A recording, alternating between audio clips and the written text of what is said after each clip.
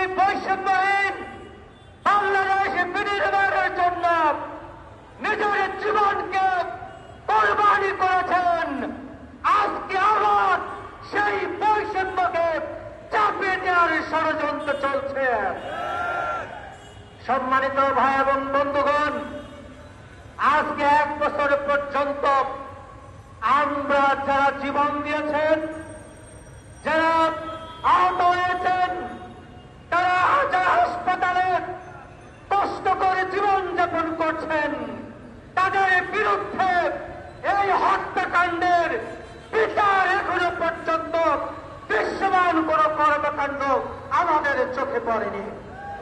আমরা আজকে এই সমাবেশ থেকে দাবি জানাচ্ছি, অবিলম্বে জুলাই হত্যাকাণ্ডের খুনিদেরকে গ্রেফতার করুন, তাদের বিচার নিশ্চিত করুন, অন্যথায় আরেকটি অভ্যুত্থানের জন্য প্রস্তুতি গ্রহণ করুন।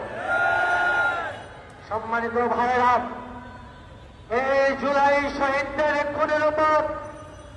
খুনের প্রাকাতের উপরে দাঁড়িয়ে যেই নতুন নতুন সংগঠন তৈরি হয়েছেন, দীর্ঘদিনের জুলুমের শিকার যে রাজনৈতিক দলগুলো নতুন করে রাজনৈতিক কর্মকাণ্ড করার সুযোগ পেয়েছেন, আজকে সবাই দাবি সবার প্রতি আহ্বান হচ্ছে, আসুন ঐক্যবদ্ধভাবে এই সংস্কারের মাধ্যমে, জুলাই হত্যাকাণ্ডের বিচারের মাধ্যমে আগামীর বাংলাদেশের প্রতিবাদকে নির্ণয় করার ভূমিকা পালন করে।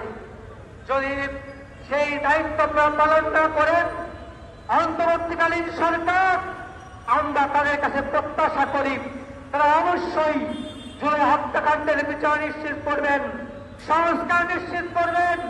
জুলাই সনদের মাধ্যমে আমাদের জুলাইয়ের বীর যোদ্ধাদেরকে রাষ্ট্রীয় মর্যাদায় প্রতিষ্ঠিত করবেন। কিন্তু আজকে সরকারের উপদেষ্টাদের কারো কারো কার্যক্রম এবং প্রশাসনের কোন কোন হামলা কোথায় কোথায় কামলা দিচ্ছেন, আজকে আমাদের কাছে সেটি বড় প্রশ্ন হয়ে দেখা দিয়েছে।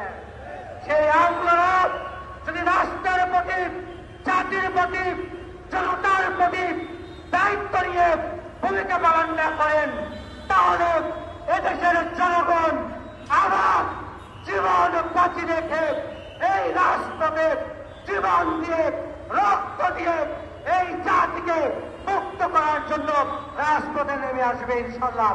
আসুন